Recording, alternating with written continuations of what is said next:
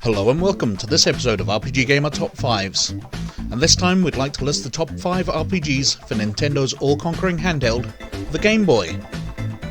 The Game Boy was launched in April 1989, based around a custom 8-bit Sharp processor running at 4.19 MHz. The system had 8 kilobytes of internal memory and 8 kilobytes of video memory, displaying 2-bit 4-color graphics at resolution of 160 by 144 pixels.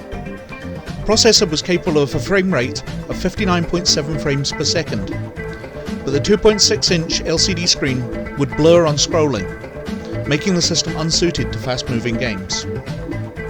The Game Boy had 4 buttons, marked AB, Select and Start, as well as a D-pad controller, and although technically behind many of its rivals such as the Atari Lynx and Sega Game Gear, it used less power, making its batteries last for longer, a key point in making the system attractive to buyers.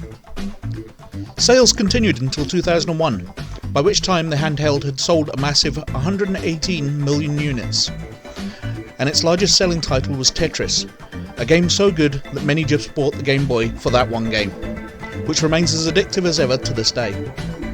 But before I rush off to play me some Tetris, let's get on with the countdown. At number 5, Pokemon Yellow by Nintendo in 1998. Pokemon Yellow is an enhanced version of the Game Boy games Pokemon Red and Blue.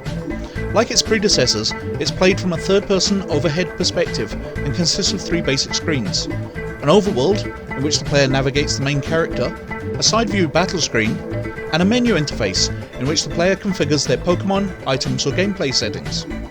The player can use their Pokemon to battle other Pokemon. When the player encounters a wild Pokemon or is challenged by a trainer, the screen switches to a turn-based battle screen that displays the engaged Pokemon. During battle, the player may select a maneuver for their Pokemon to fight, using one of 4 moves, use an item, switch their active Pokemon, or attempt to flee. Pokemon have health points, which when reduced to 0, the Pokemon faints and can no longer battle until it is revived. Once an enemy Pokemon faints, however, the player receives a certain number of experience points. After accumulating enough experience points, a Pokemon may level up. A Pokemon's level controls its physical properties, such as the battle statistics acquired and the moves learned. Catching Pokemon is another essential element of the gameplay. During battle with a wild Pokemon, the player may throw a Pokeball at it. If the Pokemon is successfully caught, it will come under the ownership of the player.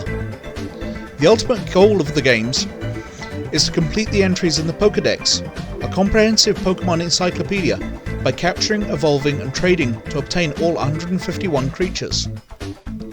Pokemon Yellow allows players to trade Pokemon between 2 cartridges via a Game Link cable, including the previous games Pokemon Red and Pokemon Blue. This method of trading must be done to fully complete the Pokédex, since each of the games have version-exclusive Pokemon. At number 4, Gargoyle's Quest by Capcom in 1990. The game consists of 2 gameplay styles. One half has the player traverse an overhead view, either on the world map or in towns. This is broken up by the other type of content, individual action platforming levels that sometimes feature a boss at the end. While traversing the sections with an overhead view, the player is able to talk with residential ghouls, and, if outside a town, is susceptible to random battle encounters. The player must then defeat the enemies in order to return to the overhead view map. While on the overhead map, the player occasionally comes across ghouls who want to fight Firebrand for various reasons. Firebrand can walk, jump, cling to walls using his claws, hover for a period, and fire offensive projectiles. The player starts with a weak projectile with a short range, but progressively gains new projectiles. Firebrand starts with 2 hit points, but gains more throughout the game based on items or blessings obtained. Various enemies and objects drain different amounts of his health, represented by the hit points. Throughout the game, the player gains various items, including passive ones that increase Firebrand's abilities outright. Eventually, Firebrand acquires an item that allows the player to hover without ever needing to rest on the ground. A healing vial can be used to restore health. Additionally, the offensive projectiles that are learned over time each have unique traits or specialised uses. The blockbuster, for example, is more powerful than its predecessor, travels further, and can destroy special walls blocking the player's path. Another projectile temporarily covers sharp vertical surfaces, allowing Firebrand to reach higher locations. These abilities guarantee a use for such projectiles even after more powerful projectiles are obtained, and provide a depth of valid options for attacking foes. Projectiles can be selected from a drop-down pause menu at any time, the same as healing vials. At number 3, Dragon Warrior 3 by Enix in 1988. The first 3 Dragon Warrior games are all part of the same story, and Dragon Warrior 3 is the first game chronologically. Dragon Warrior 3 is set many years before the original Dragon Warrior in a world separate from the first 2 games. A wicked fiend called Baramos threatens to destroy the world. The story revolves around the hero, a son or daughter of the legendary warrior Ortega. On their 16th birthday, the hero is summoned to the castle and is given by the king the challenge to rid the world of the evil archfiend Baramos, which Ortega attempted in the past, but seemingly perished in a volcano. The hero is then able to recruit 3 travelling companions to help fight Baramos. Dragon Warrior 3 is noted for greatly expanding upon the gameplay of the original Dragon Warrior and Dragon Warrior 2. The game uses basic role-playing game conventions such as levelling up by gaining experience points and equipping items. The battle system is turn-based like the other games in the series, but while earlier Dragon Warrior games were non-linear in structure, Dragon Warrior 3 features a more open-world experience. It also allows the player to freely swap characters in or out of their party and introduce the day-night cycle, in which certain items, characters and quests are only accessible at specific times of the day. At number 2, Final Fantasy Adventure by Square in 1991. Final Fantasy Adventure, later released in Europe as Mystic Quest, is a Final Fantasy spin-off and the first game in the Mana series.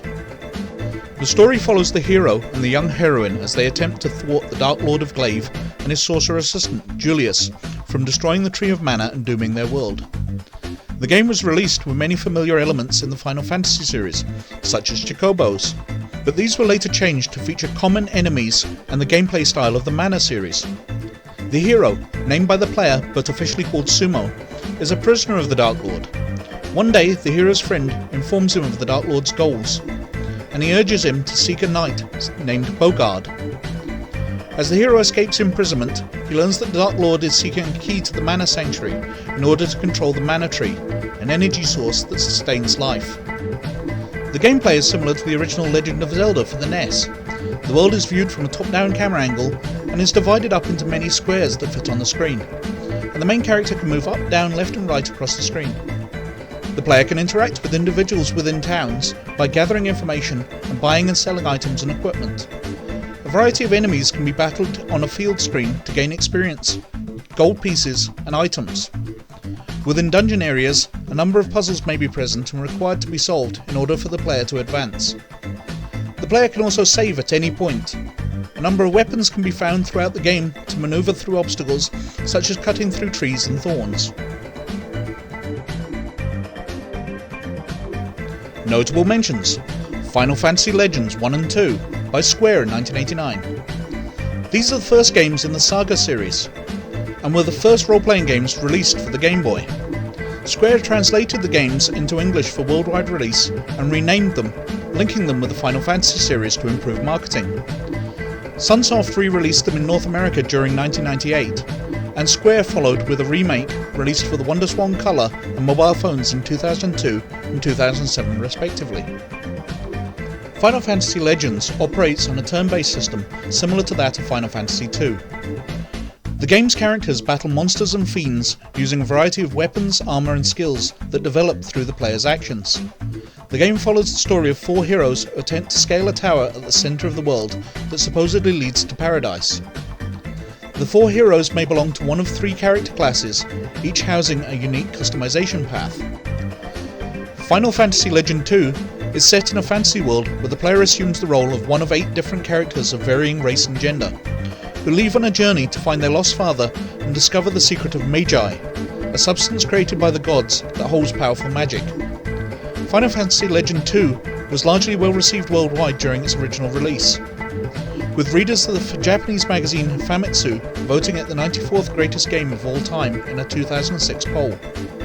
In 2009, an enhanced remake of the game was announced for the Nintendo DS, featuring three-dimensional graphics, new story elements, and an arranged soundtrack. And at number 1, The Legend of Zelda: Link's Awakening, by Nintendo in 1993. Link's Awakening began as a port of the Super NES game The Legend of Zelda: A Link to the Past, developed after hours by Nintendo staff. It is one of the few Zelda games not to take part in the land of Hyrule, and does not feature Princess Zelda or the Triforce relic. Instead, protagonist Link begins the game stranded on Koholint Island, a place guarded by a whale-like deity called the Windfish. Assuming the role of Link, the player fights monsters and solves puzzles while searching for 8 musical instruments that will awaken the sleeping Windfish and allow him to escape from the island. The majority of the game takes place from an overhead perspective. The player traverses the overworld of Koholint Island while fighting monsters and exploring underground dungeons. Dungeons steadily become larger and more difficult, and feature nightmare boss characters that the player must defeat, taking different forms in each dungeon and getting harder to defeat each time. Success earns the player heart containers, which increase the amount of damage the player character can survive. When all of the player's heart containers have been emptied, the game restarts at the last doorway entered by the character. Defeating a nightmare also earns the player one of 8 instruments necessary to complete the game. Link's Awakening was the first overhead perspective Zelda game to allow Link to jump. This allows side-scrolling sequences similar to those in the earlier Zelda 2: The Adventure of Link. Players can expand their abilities with items, which are discovered in dungeons and through character interactions. Certain items grant access to previously inaccessible areas, and are needed to enter and complete dungeons. The player may steal items from the game's shop, but doing so changes the player character's name to Thief for the rest of the game, and causes the shopkeeper to knock out the character upon re-entry of the shop. In addition to the main quest, Link's Awakening contains side missions and diversions. Collectible secret seashells are hidden throughout the game. When 20 of these are found, the player can receive a powerful sword that fires energy beams when the player character is at full health, similar to the sword in the original Legend of Zelda. Link's Awakening is also the first Zelda game to include a trading sequence minigame, where the player may give a certain item to a character, who in turn gives the player another item to trade with someone else. It is also the first game in the Zelda series in which the A and B buttons may be assigned to different items, which enables more varied puzzle and item combinations. Other series elements originating in Link's Awakening include fishing and learning special songs on an ocarina, a mechanic which became central in the next Zelda game released, the Ocarina of Time, on the Nintendo 64. And that's it for our top 5 RPGs on the Nintendo Game Boy. So what did you think? Did we miss anything? Are there better RPGs that we've missed? Let us know in the comments below by getting in touch through email or the website. So, as always, many thanks for watching. Please like and subscribe if you like what we're doing, but most of all, you look after yourselves, and we'll catch you later. Bye.